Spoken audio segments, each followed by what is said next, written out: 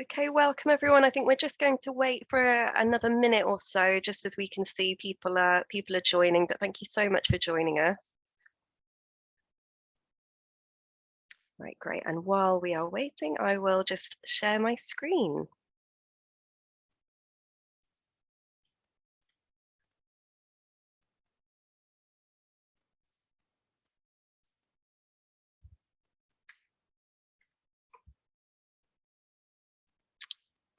All right, fantastic. Well, I think I can see people coming in, so I think I'll make a start now, and then people can join as we go. So welcome everyone. Welcome to Creative UK. We're so pleased to see you. If you're joining this session, you're actually joining the very first session of Creative UK in March. So we're just delighted to see you here.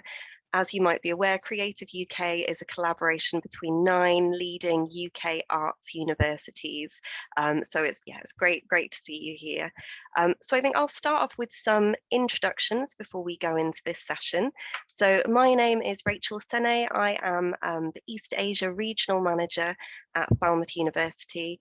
And I'm delighted today to be joined by Jessica, who is from Arts University Bournemouth. We've also got Dominic, who's from Goldsmiths, and I'm also delighted to be joined today by Izzy, who is a current student at Arts University Bournemouth, who you'll be hearing from in just a little bit. So this is what we are going to be covering today. It's quite a lot to get through in an hour. We're just hoping that we can just give you an overview, basically, of what it's like to study a postgraduate creative degree in the UK. So from the differences between UK and international, taught versus research, degrees offers, a little bit of information about admissions, and then some information about scholarships, fees and visas. We are going to leave some time at the end for some questions, but if you have any questions as we go through, please do feel free to put them in the chat box, and then we can make sure that we get to them at the end. But I think what we're going to start off with firstly is I'm just going to pass over to Izzy, who is going to talk a little bit about her experience of studying a postgraduate degree in the UK. So Izzy, over to you. Yeah, so I am studying MA Historical Costume at Arts Uni Bournemouth. As you can tell from my accent, I'm originally from the United States. And I was very excited to come to school in the UK because the structure of the course here in the UK is very different from what I had experienced back in the United States. Liberal arts college in the United States is very structured with a lot of classes with almost very detailed assignments that have only to do with the related course material. And I was very excited to come to England to do my MA because the courses are a lot more free form and student led. So I could decide what I cared about and what I wanted to research. And I was placed in an environment with peers and amazing tutors that would allow me to shape my idea and research and concept and bring that forward with their help instead of getting given, here's what you're going to study, follow this list, here's how you're going to get your grades, here are the things due at this time on this date. Instead, it's a big artistic culmination towards a project and a topic. And I have a lot of flexibility in my timekeeping and how I choose to work. And I think that for me was one of the biggest draws coming to this program. Fantastic. Thank you so much, Izzy. Thank you. And I'm aware that you are now actually headed to campus. So thank you so much for joining us. And I believe that I'm now handing over to Dom, who's going to be talking a bit more about studying in the UK. Thanks, Rachel. So studying in the UK, the UK has a huge reputation globally for higher education, and it does deserve it. So you can see a couple of statistics here on the screen, just pointing out some highlights. So if you look at the top 10 universities in the QS World Rankings, 4 of those are in the United Kingdom. And obviously, we are a very modestly sized country, both sort of physically, geographically, but also in terms of population. we still got around 20%, so a fifth of the world's top 500. So there's around 100 institutions in there, and that's about 55% of the UK's institutions. So that's around kind of approaching 100 of about 170 institutions in the UK that managed to meet that standard on a global level. We just heard from Izzy about kind of study mode and almost pedagogic approach. I think that I'll speak about that shortly, but in addition to sort of unique and I think very valuable ways of approaching your study at postgraduate level in the UK, there's a lot of added value to our degrees because of what they can mean for your career prospects. You'll be aware perhaps that there's a graduate route visa available to graduates of postgraduate degrees in the UK who come to join us from overseas, allowing you to stay and work for an additional 2 years, which gives you the opportunity, if you would like to do so, stay and work in the United Kingdom and to hopefully find some roots and some sponsorship if you'd like to continue to live in the United Kingdom after graduating. And what that is kind of part of is a long-standing history of being quite an international country, but also sector in higher education and university study. So we've got more than 500,000 international students in the United Kingdom, and they are absolutely the reason our excellence in higher education is at such a standard. We have long invited the best and brightest from all around the world, and all of us here today would like to see that continue for many, many years to come. Also, not only are our students fantastically diverse, but our academic staff as well in institutions are. And at sort of last polling, around a quarter of academic staff in all UK university institutions are international. And of course, staff and students from overseas bring diverse opinion, experience, and enrich our higher education landscape and the learning and teaching environments that we teach our degree level programs in this country. Next slide, please, Rachel. So alongside kind of variety of people that we find in our universities, we find an incredible variety of program. And Izzy was just speaking about a degree which wasn't available in the US, wasn't readily available. There are an unquantifiable number of postgraduate programs available. There are 50,000 undergraduate programs available in the United Kingdom. And just to give you an idea of how that kind of relates to the number of postgraduate programs, at my university at Goldsmiths, we have sort of around 50 undergraduate programs, and we have more than 200 postgraduate programs. So you can imagine how that looks on a national scale. We also have a very varied availability of research level study, doctorate level study. And those are all individual research journeys. And so you can see I've written here that doctorates are as varied as the researchers who are pursuing them. In terms of the pedagogic approach, independent study was mentioned there by Izzy. There's a lot of self-directed study in the United Kingdom, a lot of flexibility to kind of tailor your postgraduate qualifications to your own interests. And in between, normally, some perhaps instructive or didactic teaching, you'll often find students are pursuing their own projects. There's a lot of work outside of the seminar or lecture space on campus for you to be working in groups and on project work.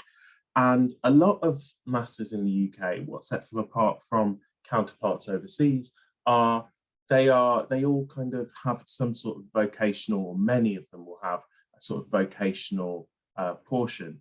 So insofar as possible, our postgraduate programs, I think, are far improved by the way they emulate or simulate the workplace often in some of the project work that you have to do, or the way that they welcome the industrial world into the program, whether that be through guest lectures, actual sponsored study opportunity. So let's say in a creative marketing qualification or a media qualification, where you actually work for organizations on projects as part of a credit bearing module for your degree, or they may include an internship or a short work placement as part of their credit bearing portion as well. And what that means is, hopefully for your career prospects, students who graduate from UK postgraduate degrees have also had some exposure to the workplace and to industry. And so that will obviously make you a more attractive employment prospect. If we've just spent sort of 1 or 2 years studying in an environment where it's very didactic and you've just been given a syllabus to follow and you just need to sort of repeat that in an exam or an assessment environment, then employers might feel like you don't have the real world experience to just step into the workplace. And I think that UK higher education does an excellent job of trying to mitigate against that. So also the quality of our research is world renowned, and there are a couple of statistics on the slide for you there. But essentially the UK punches well above its weight in terms of size when it comes to output of highly cited research, and when it comes to citation of work in highly regarded research papers. Next slide, please, Rachel.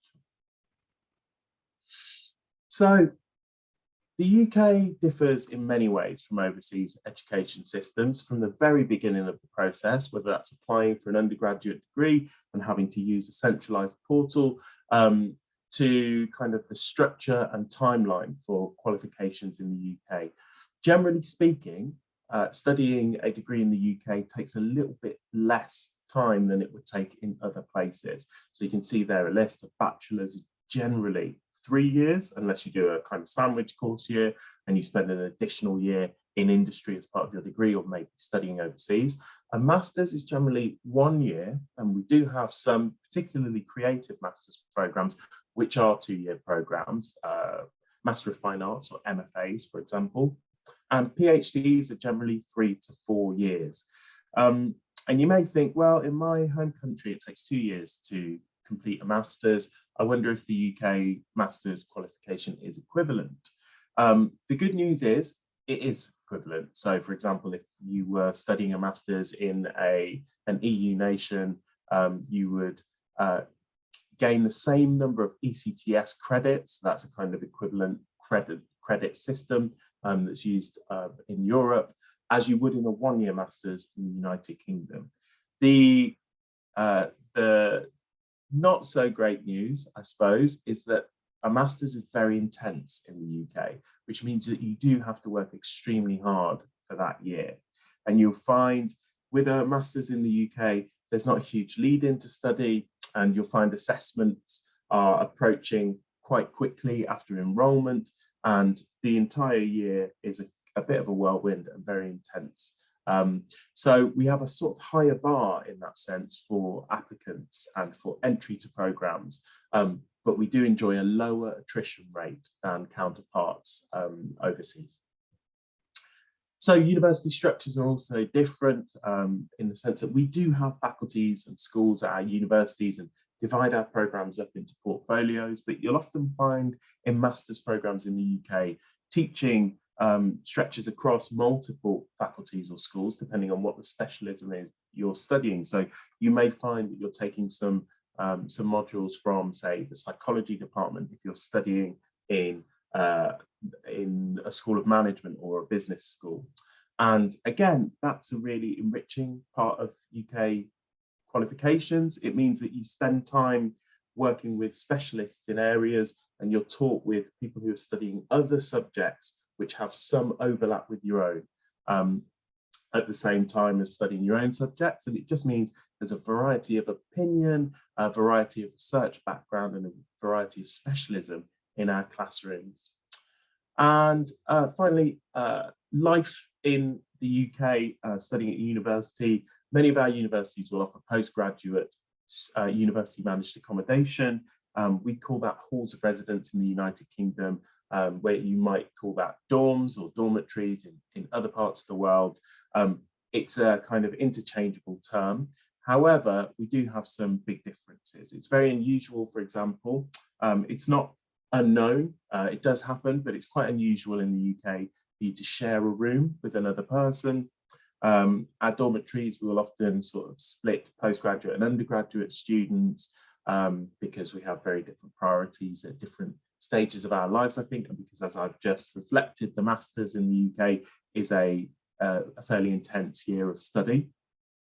And I also thought I'd mention student unions, which we have in the UK, which are kind of there as separate legal entities to universities to run all of the amazing and fun extracurricular activity that we offer, whether that's sports clubs and societies, but also as sort of mouthpieces for student bodies who hold universities to account and whose job it is to ensure that the standards that we offer at our universities for students are upheld. Rachel, next slide, please. So finally, I just wanted to briefly touch on the difference between taught and research degrees. And we sometimes refer to them as PGT, or postgraduate taught, and PGR, postgraduate research in the UK.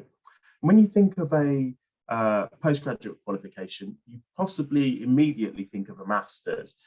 And master's level study comes kind of immediately after an undergraduate qualification. You might think of an MA, Master of Arts, or an MSc, Master of Science. And these are, of course, subject-specific titles. So you may find that some degrees offer an MA or an MSc title with the same degree title. For example, MA Business Management or MSc Business Management. MA Marketing, MSc Business Marketing, or MSc Marketing, sorry. And the reason that is because the actual content of the program will differ. An MSc, as you might expect, you will find a higher proportion of the module selection is kind of statistical research based, looks at data science perhaps in, say, a marketing qualification. And with an MA, you might find a little bit more room for creative expression, for brand design, for example. Some universities even offer multiple titles for the same degree in-house. So you can almost choose while you're on a program, whether or not you'd like to do an MA or MSc, but that is quite rare. So it's just a kind of reminder to look at the actual content of any programs you're considering, because even though they have the same degree title, they could have a very, very different content. And then you'll notice things like MERS, MEng, MDes, MBA. So an MERS is a Master of Music, an MEng is a Master of Engineering, MDes, Master of Design, and an MBA is a Master of Business Administration, which is a slightly different qualification, which many of you may have heard of. Again, these titles just kind of indicate the stress or the kind of the focus of the program on that area, to what degree maybe it's accredited by an industrial body for something like an MEng or an MDes. For MERS, it might show that there's a high practical portion to the program rather than it being an academic study of musicology, for example. And then you see things like PG Certs, PG Dips, and those are just partial masters in essence. If you get 180 postgraduate credits in the UK and 60 of those credits are a dissertation or a major research project, that will qualify as a master's, generally speaking. A PG Dip will be 120, sorry, and a PG Cert will be 90 credits. So that's all those things mean. Sorry, 60 credits for PG Cert, or postgraduate certificate, postgraduate diploma. That's what they stand for. And then quickly, PGR, research degrees. You may see MRes and MPhil. That may confuse you a little bit. And MRes is a Master of Research and MPhil is a Master of Philosophy. And to differentiate between the two, generally speaking, an MRes is a standalone degree and it focuses on research methods. So it's a degree actually in studying how to research. Whereas an MPhil, generally speaking, is a precursor to a PhD. So it's part of a PhD, at which point you'd be able to step away from the area of study with a qualification of an MPhil, but you would also be able to potentially top that up to a PhD with further study. PhD, I'm sure most of us are familiar with, and then you also have doctorate level study with additional titles, for example, the engineering doctorate or a doctorate of clinical psychology. And these are very specific qualifications generally for kind of professional pursuits. We also have professional and vocational qualifications in the UK, and many postgraduate degrees will incorporate maybe a professional qualification. So you might find, again, to use marketing as an example, your marketing program allows you to get both a master's and a Chartered Institute for Marketing diploma, perhaps. And we also have some conversion qualifications in the UK. So if you've studied something to bachelor's level and you needed to study something else to join a different master's program, I think very commonly, for example, law is a good example. You might do a 1-year degree, which is designed to convert your bachelor's qualification to the requisite bachelor's qualification for you to continue on to postgraduate study in that area. And final slide for me, please, Rachel. Here you can see a really nice infographic, which I like to show just to kind of demonstrate the different levels of study.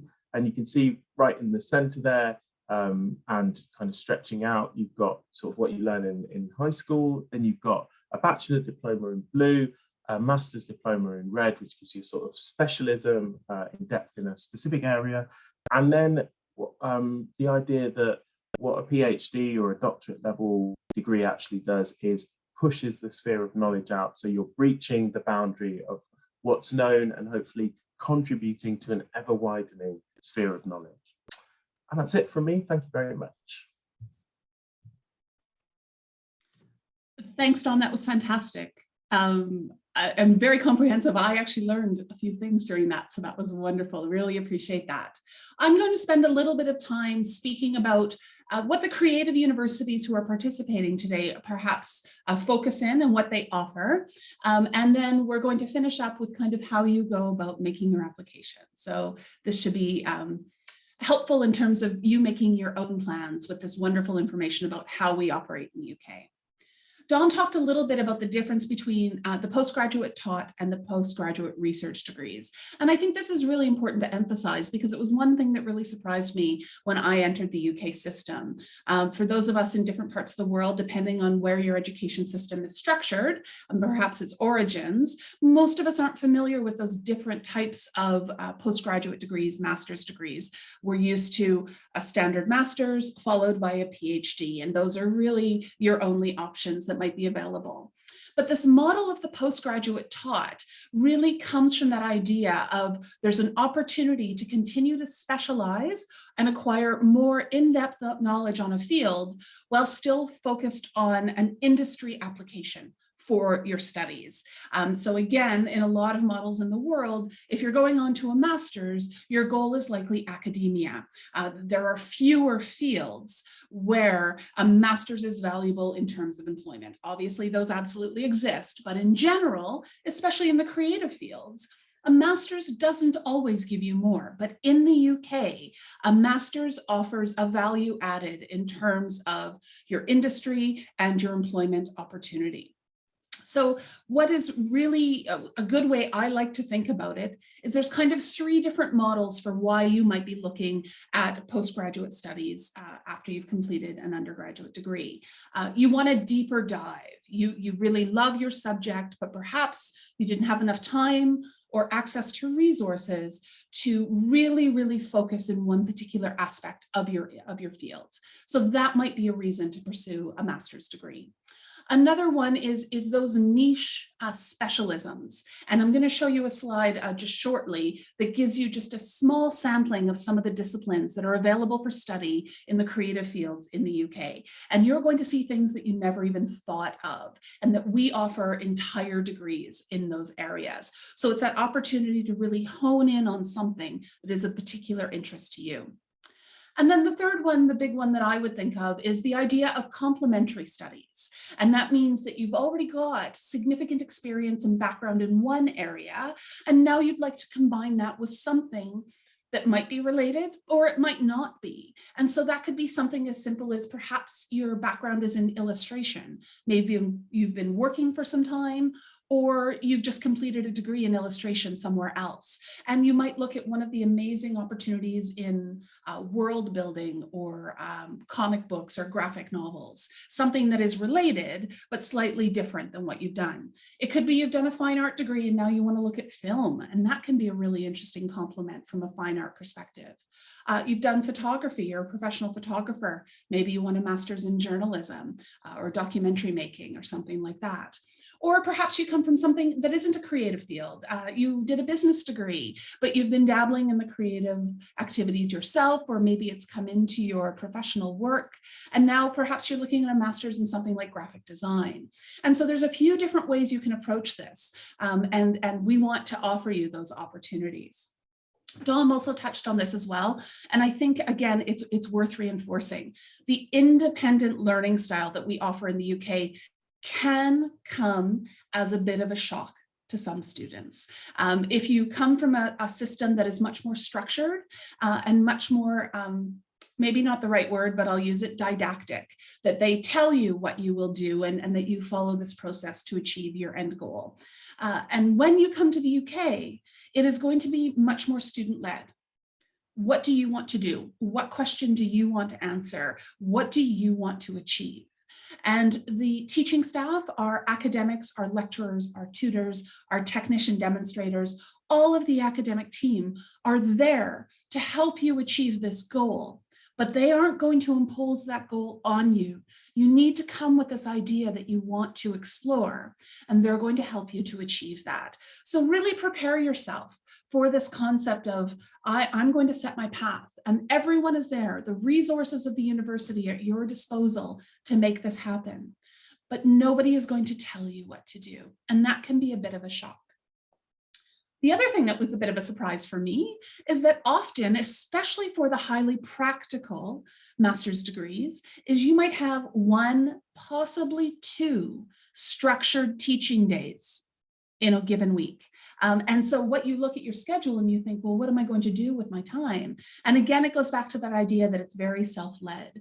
So the resources are at your disposal, and there will be opportunities for institution-led visits. You might go out into the community and see the facilities, the galleries, the museums, the collections that are related to the work that you do. They may bring in guest lecturers, or you'll have a seminar on a specific aspect of your field. All of these things, but they normally structure them into 1 or 2 days a week, which gives you the freedom to build your schedule for your personal project around that. So again, if students aren't particularly motivated, they might look at this and think, my goodness, I have a lot of free time. I can do, I can get a part-time job, or I can write the great novel or something like that. But it is very important to know that there is still a lot of work that needs to be done to support the goals you need to achieve to receive your master's degree, but that you're going to have to structure that. And Izzy talked a little bit about that there's a lot of flexibility and she can kind of structure her day as she needs to, but it is still important to meet the benchmarks and to achieve your degree on time. As I mentioned, you'll look at special events, lots of visits, tours, guest speakers.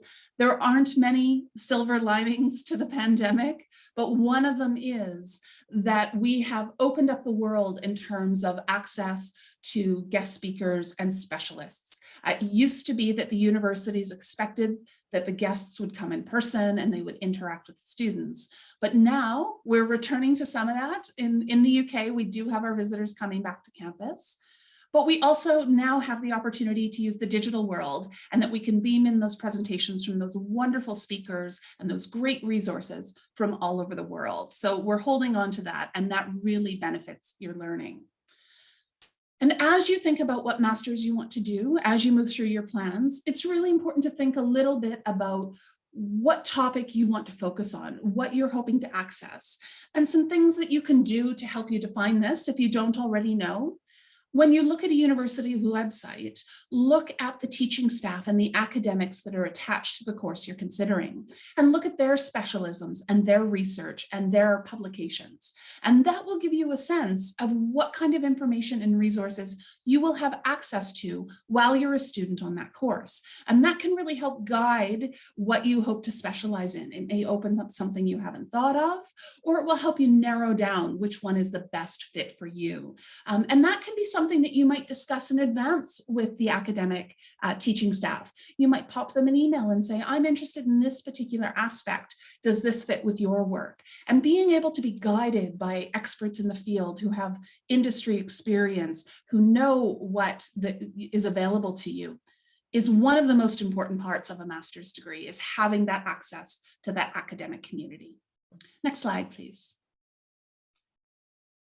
Okay, so this is a little bit overwhelming and it's kind of a horrible layout, but bear with me. We just wanted to give you the smallest taste of some of the specialist master's degrees that are available. And this is only from the half a dozen, 8 universities that are participating in our sessions. So it is just the smallest sample. As Dom said, at Goldsmiths alone, they offer 4 times as many master's degrees as they do undergraduate degrees. And it is that opportunity to specialize, to find that deep dive in a subject that you're particularly interested in. And I always recommend that students get in, have a look at the website, as I said, have a look at the teaching staff and get a sense of what it really means. You will see some degree names pop out more than once at each university. You might find MA illustration is available at all of the universities, or you might find a variation of filmmaking or film production or film practice is available at every university. But it can mean so many different things at each institution. So it's really important, especially on a master's degree, there really isn't any time to waste. You don't have kind of that first year where you can explore and dabble and kind of find your way. You want to be able to hit the ground running. So take the time in advance and talk to the staff. Those of us that work for the universities, Rachel, Dom, and I, this is part of our jobs, is to have those conversations with prospective students and make sure that you know what is available and if this is the right fit. We're doing a session tomorrow on finding the right fit university. It's a big part at the master's as well as the undergraduate level. So take advantage of the online resources, the staff, and these sessions to really ensure you find the right course for you. And I think the next slide.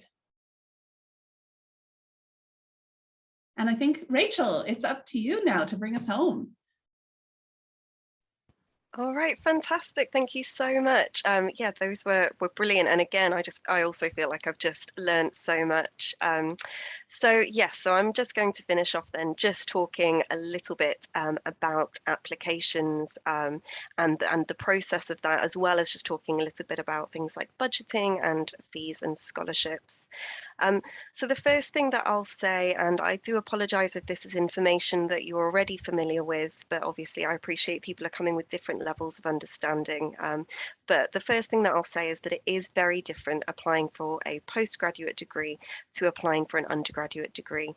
So unlike undergraduate applications, in the majority of cases, you'll be submitting your postgraduate applications to universities directly.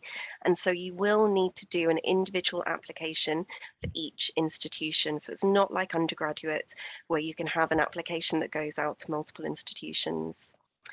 Many institutions will have their own online application system, which you should be able to find on their website. Something to note is that you often don't need to complete your application all in one go.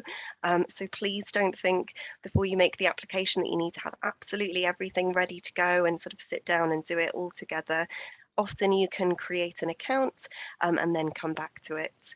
And the other thing to say, as Jessica's already mentioned, is that we are here to support you. So on all universities should have an email address or a phone number.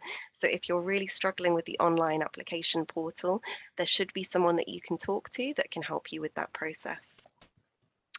The other thing to note is that each application will have its own format, timeline, and requirements. So it's really important that if you're applying to multiple institutions, that you allow enough time to really read through and understand what is required by each institution. However, having said that, the good news is there will be elements of each postgraduate application that will be the same or similar. So you can begin to prepare in advance by gathering all of these elements, saving them in a folder on your computer to make it easier for you when you start to make these applications. Now, just because of time, I'm not going to spend loads of time going through each of these elements. There's loads and loads of resources and information out there, and also we can answer some questions. Um, but firstly, just a note about the personal statement. So you will need a personal statement. Unlike your undergraduate personal statement, this should be adapted to each course and each institution that you apply to. So it shouldn't just be one generic personal statement. As has been mentioned already a lot today, the postgraduate programs are really, really focused. So your postgraduate statement should really reflect that. However, of course, there will be some elements of your personal statement that will probably be the same for each institution, so you can start drafting those more sort of generic paragraphs. Generally, your personal statement should be around 500 words, but again, this will vary by institution, so do check those requirements in advance. It seems obvious, but please don't be tempted to reuse the personal statement that I'm sure you spent a long time crafting for your undergraduate degree. We're really looking for how you've developed academically and professionally since then. So your postgraduate personal statement should show how your academic and personal experience links to the course that you're applying to. It should provide evidence of any of your skills, your commitment and your enthusiasm, and your interest in the subject, and demonstrate specifically why you want to study this subject at this institution. So Jessica's mentioned already, really important beforehand to be looking at the institution, looking at the teaching staff, looking at the areas of research, and including that in your personal statement, so really adapting it for each institution. You will likely be asked for your academic transcripts and your CV and 2 or more referees. So just a note about your referees, this should be someone who is familiar with you and your academic or professional abilities. In most cases, your references will be written by academics from your undergraduate course, so your personal tutor or dissertation supervisor. It sounds obvious, but it can really delay the application if we can't get hold of your referees. So please make sure that you let them know in advance that you're putting them down, and also that you have the most up-to-date contact information for them. And then finally, depending on the course that you're applying to, you'll probably need to submit a portfolio and a research proposal. Again, this should be tailored to the institution you're applying to, so do allow yourself lots of time to understand the requirements of each institution, research their specialisms and how this fits in to what you wish to study, and as Jessica mentioned, that question that you wish to answer. As an international student, you'll also need to provide a copy of your passport and proof of your language proficiency. But just to note on all of this, that it's, as I mentioned, it is possible for you to begin your application before you have all of these elements ready. Normally, you can just start your application with your contact details, maybe your academic history, and then you'll be talked through what you need to submit next at each point. In addition, lots of universities will then make you, if you haven't completed your undergraduate degree or you haven't done the English language proficiency test yet, you will be made a conditional offer, and then you can submit the transcript and the English language proficiency at a later date to make that offer unconditional. So then just a note on entry requirements. So I know I'm repeating myself, but obviously do check the university website and just to make sure that you really understand the requirements. Typically, we are looking for a level 6 qualification, such as a bachelor's degree, and it's likely, it's likely for particular subjects that they will be looking for particular bachelor's degrees or at least bachelor's degrees that relate to the postgraduate study. If it doesn't relate, that's something that you will be needing to talk about in your personal statement. If you don't have a relevant undergraduate degree, or if you don't have an undergraduate degree at all, but have been working in the industry for several years, there is another process that you can go through that some universities offers, and this is called an APEL. An APEL is an accreditation of prior learning, and this is when a university assesses your professional, experiential, or voluntary experience to see if it equates to the learning equivalent of an undergraduate degree. So for example, at Falmouth, we do an MA in prosthetic effects. We have several students that are doing the MA who haven't got an undergraduate degree, but have been working in the prosthetic effects industry for several years. So that is another option that you can go down. In terms of the entry requirements for most creative courses, academic staff will be putting a lot of weight on the portfolio, the interview, or the research proposal, the proposal submission. And then finally, you will also be required to demonstrate your English language level. Again, do check these by institution, but typically you're looking at around an IELTS 6.5 with a minimum of 6.0 in each skill, or higher for postgraduate. If you're concerned about reaching that English language level, please do explore pre-sessional English options. Lots of universities have these, or there's lots of other private providers. So I'll now just talk a little bit about the timeline for postgraduate. So normally applications will open 12 months in advance to the start date, and most institutions will accept applications throughout the year. However, again, it's worth checking with each institution if they have a particular deadline. Some course providers, rather than setting a particular deadline, will be accepting candidates on a first come, first served basis, and then will close the course for applications when it's full. Timelines for processing applications vary hugely by university, but can take anything from sort of 2 weeks to 2 months. Sometimes it can be a lot quicker, and sometimes it can take a lot longer if it's a particularly busy time of year. Things to bear in mind when you're thinking about your timeline for submitting your application is deadlines like scholarship deadlines if you want to apply for a scholarship. Applying for accommodation, we've mentioned earlier that lots of universities do offer university-owned accommodation, but some won't have that for postgraduate students, and so you'll need to look in the private sector. And obviously that can take time, and also often those get booked up on a first come, first served basis. So you want to make sure you leave yourself enough time to look for accommodation. Applying for your student visa, which I will come on to in a little bit, that can take time. So all of this is to say, we would recommend applying as early as you can, just to give yourself as much time as possible for any delays at any stage in this process. So I'm now just going to talk a little bit about fees and funding. So fees will vary by course and by institution. So as well as checking the institution website, make sure that you're checking each course page, because within an institution, different postgraduate degrees can have different fees. So just make sure that you're aware of that. Most universities will have scholarships available for postgraduate study. So again, do take the time to research if this is something that you're really looking for.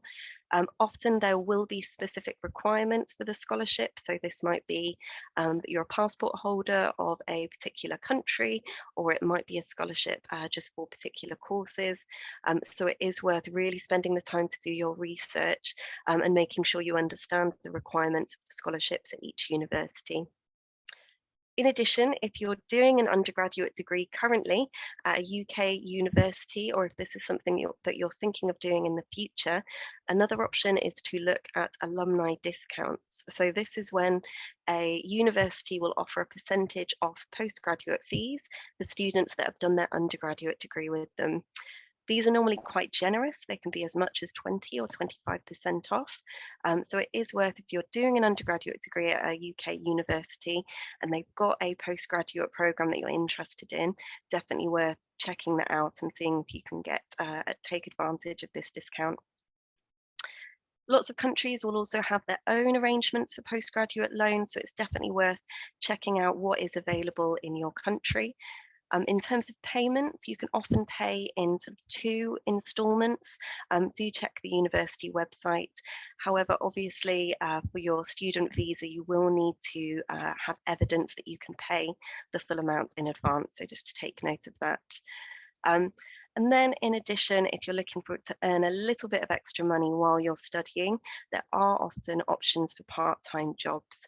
Now, we've mentioned a lot today about how intense postgraduate degrees are, so definitely do bear that in mind. However, there are often some jobs that you can get that you can fit in around your studies, maybe just a few hours a week. Normally, for on a student visa, you can work for up to 20 hours per week. During term time, obviously, we wouldn't recommend that if you're doing a postgraduate degree, but it's definitely worth checking out what is available, either through the university or in the local area, and just checking the terms of your visa. So in terms of the budget and what you should be budgeting for living costs for as a postgraduate student, I took this from which is a website which looks at lots of different costs, and they estimated that the monthly postgraduate student budget is £514, excluding accommodation. Now, obviously, this could vary hugely depending on your expenditure, depending on how much you want to spend on entertainment or travel, but that's a sort of ballpark figure for you to look at. In terms of accommodation, I've put between £95 and £200 a week. I'm sure that you could find cheaper accommodation. I'm sure you could find a lot more expensive accommodation. And again, it really depends what you're looking for. If you're looking to go into the private sector, if you're looking to have your own space, that will obviously be a lot more expensive than if you're sharing. And also it does vary wildly depending on whereabouts in the UK you're going to be based. We've mentioned about university accommodation. Often through this accommodation, you can get contracts that are around 51 weeks, which means that you don't have to pay for the holidays. However, obviously, if you go into private accommodation, it would be very unusual for you to not have at least a year-long contract, so you'd have to pay for the full year. So something else to bear in mind. And then other costs to consider are course materials and field trips, visa and application fees, and also just to bear in mind the health surcharge that you will need to pay with your visa to have access to the NHS. And then finally, just a note on visas. So of course, I'm sure you're aware you do need the student visa if you're an international student to come to the UK. Once your offer has been made unconditional, your educational provider will give you a confirmation of an acceptance for studies, or a CAS, which will enable you to apply for your student visa. Do allow plenty of time to apply, and just because of time, I'm not going to go through lots and lots of details here, but please do take a look at ukcisa.org.uk. Loads of information there all about applying for your student visa. And as has been mentioned, fantastic news, you will also have access to the graduate visa. This means that you can stay in the UK for up to 2 years after you graduate, really enabling you to build your professional experience and build your professional network and look for a job as well. Your visa will start the day that your application is approved, so just make sure that you apply before your student visa expires, and there's loads more information on the UK government website. Right, I'm conscious of time, so just before we go into the Q&A, we just wanted to really quickly introduce ourselves and who we are. So you can see on this map here that we are kind of spread across the south of the UK.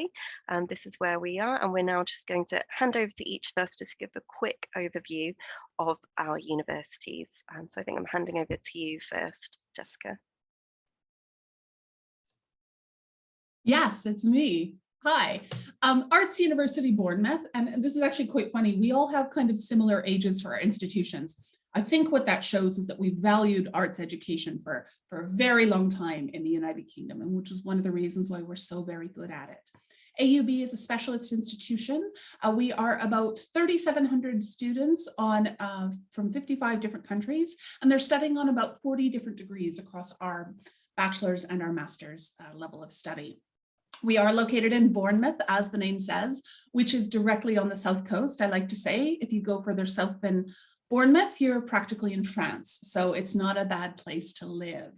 We are about 17% international, 83% British students, so it's got good diversity. But I will mention for this crowd that our diversity at the graduate level is significantly higher. It's closer to about 50-50 on most of our courses. And one thing that's nice to think about AUB is the culture of collaboration. And one of the things that demonstrates this is we're the home of the Bournemouth Film School, which is, of course, our film courses, but it also includes all of the disciplines related to moving image. So it includes our acting, it includes our costume makers, it includes our makeup for media and performance, it includes our photography students, it includes our creative writing students. So that demonstration of collaboration across all of our courses is really shown through the example of our Bournemouth Film School. And because I want to be sure we have time left for questions, I think I'm passing things on to Dom. Are you up next? Goldsmiths next? I'm up next. Thank you very much, Jessica. So yes, Goldsmiths, it's actually exactly 131 years old because it was established today. No, it's not, it wasn't really, but it is 131 years old, but it's been part of the University of London since 1904. So just really quickly, because we don't have a huge amount of time, the University of London, in case that's confusing for anyone, is a group of 18 collegiate institutions who share sort of research practice, have intercollegiate study opportunity, share access to their libraries, have an overarching student union, and have a careers group, which is one of the biggest, or is the biggest career service for higher education institutions in Europe. Goldsmiths has a huge reputation for the arts. It's sort of a fairly small university at around 10,000 students. But it has kind of disproportionately, I would say, contributed to the cultural landscape of the UK and beyond, considering its smallish size. It's most famous for art and design, but we have an incredibly highly ranked media and communications and cultural studies department, which offers also some excellent filmmaking programs. We have also a range of programs outside of that in areas like psychology, creative writing,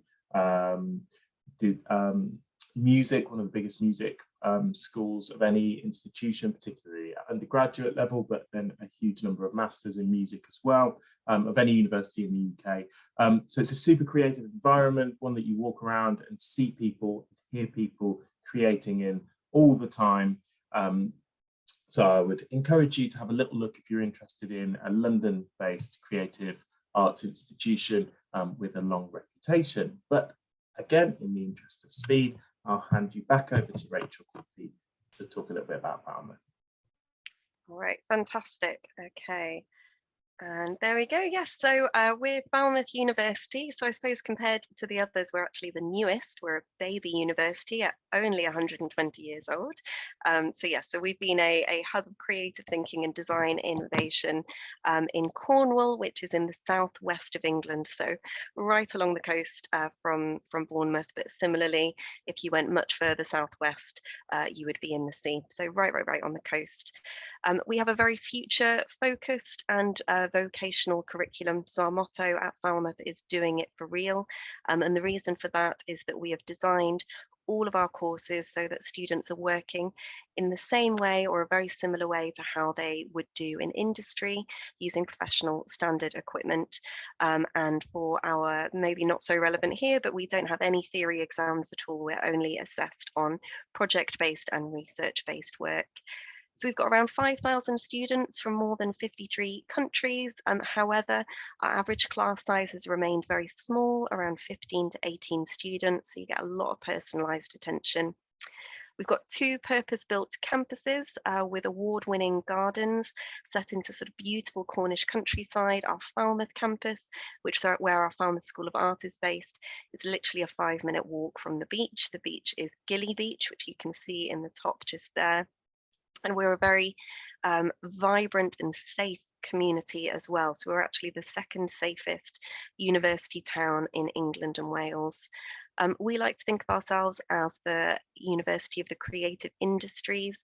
There's a huge focus of employability, a huge focus on employability at Falmouth University. So we've got an award-winning employability service, RealWorks, that won an award last year for excellence. We encourage and support all students to do a placement while they're with us, and we're actually #1 in the UK for graduates going on to start or manage their own business. So we really instill a lot of support in terms of entrepreneurship and looking at where the sectors are going. So around 1/4 of our students go on to start or manage their own business. But as with the others, please do check out our website to see the full list of courses that we have and to take a look at our campuses. So I believe that that then means that we have around 5 minutes for questions. So I think we're going to see how quickly we can do this. I've just put our contact details on the screen there. So please do get in touch with us if we don't manage to get around to your question, or if you just want to have a follow-up conversation with either of us. I've got a question to kick us off, and I'm going to throw this at Dom. Are you ready for it? I'm ready. Can you talk a little bit about how competitive it is for admissions, particularly to the master's degree courses? So we talked a little about the requirements, but how competitive is it? It's a really good question. It varies how competitive a program is. For example, I use some of my own institution's examples. If you're applying to one of the filmmaking programs at Goldsmiths, there are 8 places on each of the 4 pathways. We have over 260 applications for each of those places. And those are applications which are complete and which are sort of a standard to be considered.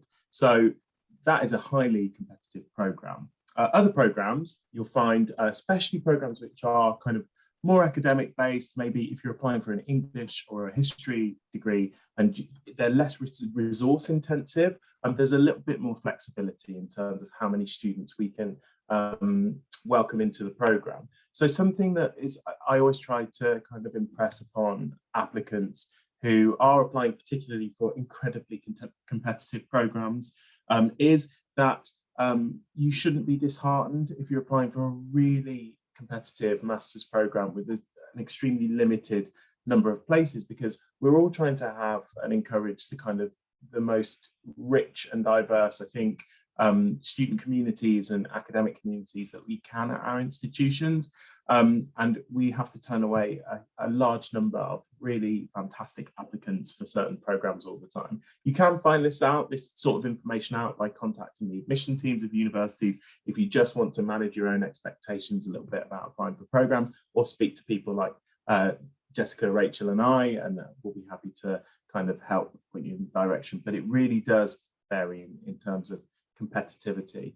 I'm just going to say, Jessica, there is a fantastic question in the chat, which found its way into the chat rather than the Q&A. So just before we run out of time, maybe we'll address that. It's a question around neurodiversity and the support on offer at our institutions for students who come from a neurodiverse background. I'm very happy to answer that. I don't know if either of you would like to chip in. Maybe I'll start. But I think one of the strengths of UK higher education is our student support. It's something that we've touched on throughout this presentation. We haven't really committed a lot of time to it. It's an entire presentation in its own right. But whether that support is for students with a kind of physical disability, students who come from a neurodiverse background, students who are going through a period of temporary hardship, or mental health challenges. Our institutions are all very, very experienced, have specialised teams to work with students to support them through these issues. Something that I always also like to say to applicants is to remind you that everybody is on the same team when it comes to students at universities and the institutions that they are at. Everybody wants you to do as well as you possibly can. So everything is geared towards supporting you through the process so that you can achieve the very best that you can do.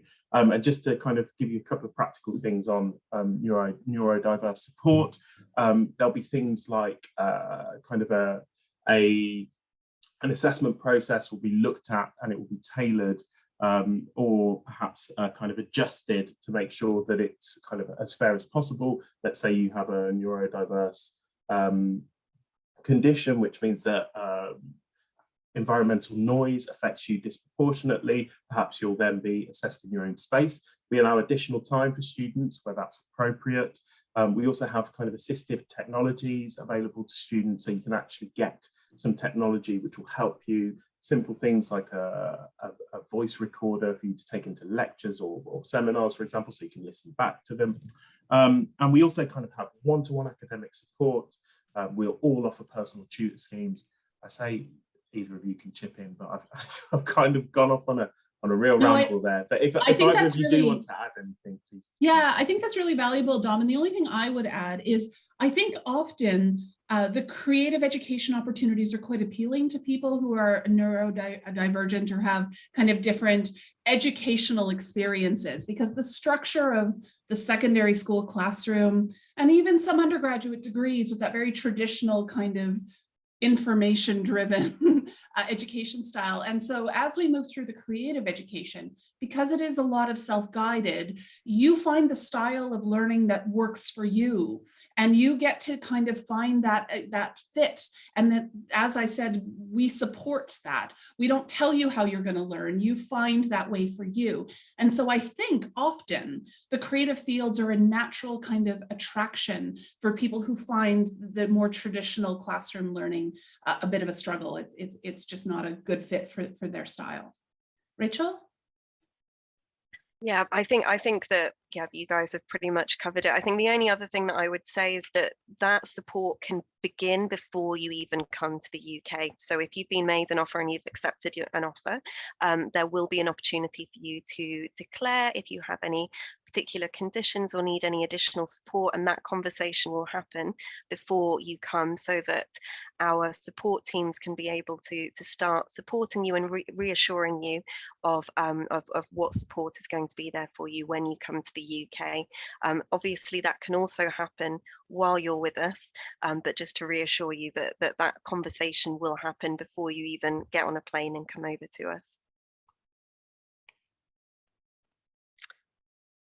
And I think that is more or less time, I think. So hopefully that's answered your question. I think the only other thing to say is, again, if you look at student support for individual universities, there's normally a sort of comprehensive overview of what's on offer. But I think in the interests of time, and I'm aware that we've got a really packed schedule of other talks going on, I think we'll finish it there. Please do take a look at the other talks that we have going on over the next 2 days. In particular, tomorrow we have an academic panel with 3 academics from 3 different universities that are going to be answering questions all about studying a creative degree and creative careers. So please do take a look at those. Otherwise, thank you so much for joining. We hope you found it useful, and we hope that we can speak to some of you a lot more very soon. Thanks very much.